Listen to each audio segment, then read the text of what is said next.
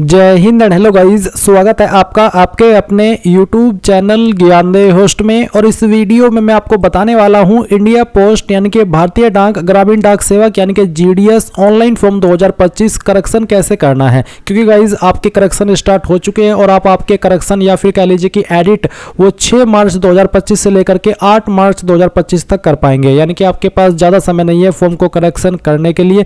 तो अगर आपसे फॉर्म भरते समय कोई गलती हो गई थी और अभी आप उसको चेंज करना चाहते तो कर लीजिए। और इसमें करेक्शन के लिए आपको कोई चार्ज भी पे करने की आवश्यकता नहीं पड़ेगी, आप बिना किसी चार्ज के ही अपना करेक्शन कर पाएंगे। अभी इस वीडियो को आपको पूरा देखना होगा अच्छे से जानकारी को समझने के लिए और ये जानने के लिए कि क्या क्या जानकारी आप इसमें करेक्शन के चलते एडिट या मॉडिफाई कर सकते हैं। अब चलिए शुरू करते हैं। और अगर आपने अभी तक वीडियो को लाइक शेयर नहीं किया कर दीजिए, चैनल को सब्सक्राइब कर लीजिएगा। फिर जो लिंक मैंने वीडियो को डिस्क्रिप्शन में दिया है आप ओपन करेंगे, आपके सामने यहाँ पर फॉर्म की इन्फॉर्मेशन आएगी जहाँ पर जानने को मिलेगा कि 21,413 वैकेंसी आई थी। 3 मार्च 2025 तक आपने फॉर्म को भरा था और आपकी जो करेक्शन डेट है जैसे कि मैंने अभी आपको बताया कि वो 6 मार्च 2025 से लेकर के 8 मार्च 2025 रखी गई है। अभी आप यहाँ पर इंपोर्टेंट लिंक के सेक्शन में आएंगे और अप्लाई ऑनलाइन लिंक ओपन करेंगे, आपके सामने इंडिया पोस्ट की ऑफिशियल वेबसाइट आ जाएगी। अब यहाँ पर आने के बाद में आप यहाँ पर लेफ्ट साइड में जो स्टेज फर्स्ट है रेशन ये देखेंगे, साथ ही है स्टेज 2 अप्लाई ऑनलाइन, इसी में आपको यहाँ पर देखने को मिलेगा एडिट एप्लीकेशन। तो आप यहाँ पर एडिट एप्लीकेशन इसके ऊपर क्लिक करेंगे। जैसे कि आप यहाँ पर वीडियो में देख सकते हैं जहां पर बोला है रेशन नंबर और सबमिट। अभी यहाँ पर कुछ कैंडिडेट का सवाल होगा कि सर रेशन नंबर भूल चुका हूं, कोई भी रीजन हो सकता है आपका रेशन नंबर भूलने का या फिर आपके पास वो अभी न होने का। तो चलिए मैं आपको बताता हूं कि कैसे आप उसको इसी वेबसाइट से प्राप्त कर सकते हैं। तो आपको क्या करना है, जहां से आप होम पेज पर आते हैं यहीं पर आपको देखने को मिलेगा स्टेज फर्स्ट में फॉरगॉट रेशन, तो आप इसके ऊपर क्लिक कीजिएगा। फिर आपको यहाँ पर देखने को मिलेगा मोबाइल नंबर और ईमेल। तो किस डिटेल के माध्यम से आप उसको जो प्राप्त है वो करना चाहते हैं, मोबाइल नंबर या ईमेल, तो कोई भी एक माध्यम सेलेक्ट कर ले। जो भी माध्यम आप सेलेक्ट कर रहे हैं वही चीज़ आप यहाँ पर डालिए और सबमिट के ऊपर क्लिक कीजिए। जैसे आप सबमिट करेंगे तो आपने अगर ईमेल चुना है तो ईमेल के ऊपर OTP जाएगा और नंबर चुना है तो नंबर के ऊपर, और वो OTP आप जैसे डाल करके सबमिट करेंगे तो आपको ईमेल या मैसेज जो भी आपने माध्यम चुना है उसके माध्यम से आपका राशन नंबर सेंड कर दिया जाएगा। मैंने भी यहीं से प्राप्त किया, मैं भी अपना राशन नंबर भूल गया था। तो अभी जैसे ही आपको राशन नंबर मिल जाए वो आप यहाँ पर डालिए और सबमिट कर दीजिए। अब गाइज आपके नंबर के ऊपर एक OTP गया होगा, वो OTP आप यहाँ पर डाल दीजिए OTP वाले सेक्शन में, और जो यहाँ पर ये कैप्चा कोड है वो कैप्चा कोड आप यहाँ पर फिल कीजिए और सबमिट कर दीजिए। अभी गाइज यहाँ पर आपके सामने जो राशन के वक्त आपने जानकारी भरी थी वो सभी यहाँ पर आ चुकी है, आपके सामने सभी ऑप्शन एक्टिव हो चुके हैं। पर अभी गाइज आप देखेंगे कि आप आपका नाम एडिट नहीं कर सकते, आपका नंबर आपकी ईमेल एडिट नहीं कर सकते। यहाँ पर फादर नेम का ऑप्शन है, आप इसको एडिट कर सकते हैं अगर आपको करना है। उसके बाद में आप डेट ऑफ बर्थ यहाँ पर एडिट कर सकते हैं अगर आपसे डेट ऑफ बर्थ में गलती हो गई थी। जेंडर आप यहाँ पर एडिट कर सकते हैं। कास्ट कम्युनिटी अगर आपसे गलती हो गई थी तो वो भी आप यहाँ पर एडिट कर सकते हैं। Circle in which secondary school pass, यानी कि 10वीं आपने कौन सर्कल से पास की थी वो आप यहाँ पर एडिट कर सकते हैं। किस साल के अंदर आपने पास कर ली थी वो साल आप यहाँ पर एडिट कर सकते हैं, जिस साल के अंदर भी आपने पास की थी। और उसके बाद नीचे की तरफ आएंगे तो आप यहाँ पर आधार नंबर भी दे सकते हैं।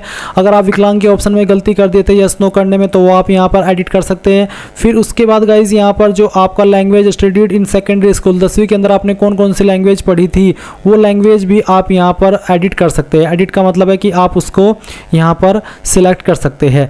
और उसके बाद गाइज यहाँ पर कि क्या आप एम्प्लॉयड है, अगर हाँ तो यस, नहीं तो यहाँ पर भी आप इसमें यस नो में आंसर करके इसको एडिट कर सकते हैं। फिर आप यहाँ पर आपका फोटो एंड जो सिग्नेचर है वो भी एडिट कर सकते हैं अगर आपसे इसमें कोई गलती हो गई थी।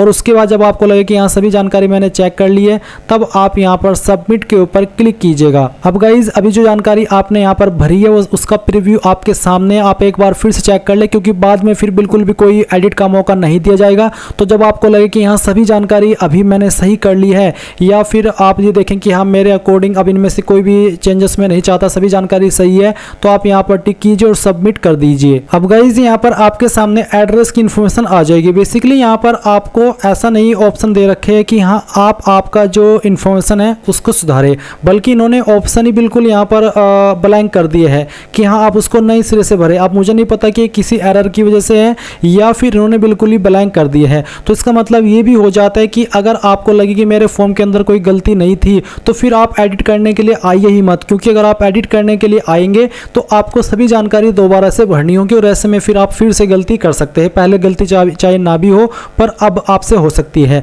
इसलिए अगर आपने पहले फॉर्म को अच्छे से चेक कर लिया था और अच्छे से भरा था, कोई गलती नहीं है, तो आप इसको एडिट के लिए मत आइए, और अगर आपसे कोई गलती हुई थी तभी आप यहाँ पर एडिट के लिए आइए। अब जो आपका एड्रेस है, आप इस तरफ कम्युनिकेशन यानी कि प्रेजेंट एड्रेस भरेंगे, और फिर अगर आपका प्रेजेंट और परमानेंट एड्रेस सेम है तो आप सेम एज कम्युनिकेशन एड्रेस के ऊपर टिक कर देंगे। इस बार बहुत ही ध्यान से आपको भरना है, जैसे कि door, house, apartment number, street, आपके विलेज का नाम, पंचायत, मंडल, डिस्ट्रिक्ट कौन सा लगता है वो आप डाल दीजिए, और आपका पिन कोड भी भर दीजिए। फिर यहाँ पर आपको आपका जो बोर्ड है वो सिलेक्ट कर लेना है, जो भी आपका बोर्ड है वो आप सिलेक्ट कर लीजिएगा। अब गाइज यहाँ पर आप सेम वे में आपके जो नंबर है वो भरेंगे, जैसे कि आपने फॉर्म भरते समय भरे थे। जैसे कि मैंने यहाँ पर जो आपका बोर्ड है वो सिलेक्ट किया, फिर यहाँ पर मार्क्स का ऑप्शन सेलेक्ट कर लिया। उसके बाद में आप जैसे आपने जब फॉर्म को भरा था, जब आपने आपके सब्जेक्ट वाइज नंबर भरे थे, वही आप यहाँ पर भरेंगे कि हिंदी में कितने थे, फिर जो आपका सेकंड सब्जेक्ट है उसमें आपके कितने थे, फिर आपका जो थर्ड सब्जेक्ट है उसमें कितने थे, वो आप यहाँ पर इस तरह से भर देंगे। सभी सब्जेक्ट को सेलेक्ट करके यहाँ पर उसके नंबर भरिएगा, और आपसे पूछेगी पास्ट, मैथमेटिक्स, इंग्लिश और बोथ एज एडिशनल।